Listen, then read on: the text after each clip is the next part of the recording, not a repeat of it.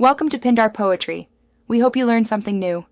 You start by confirming the correct cabin filter model and grabbing the replacement and basic tools.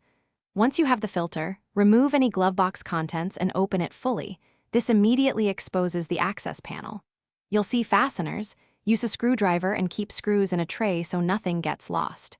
Be careful with clips. They can break if pried too hard. This first set of steps gets you into position to remove the old filter safely and efficiently.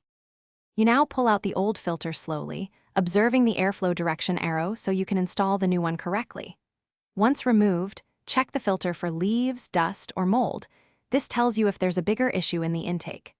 Vacuum the cavity and wipe with a damp cloth. Make sure no debris remains. If seals or clips are damaged, replace them now.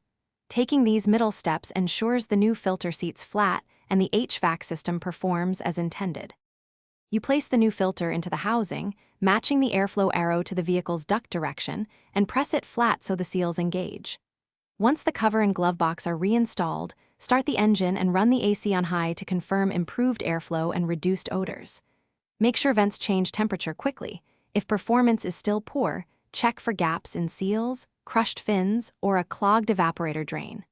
Troubleshooting tip: if odors persist, consider a quick disinfection. Thanks for watching. Consider subscribing if we helped you.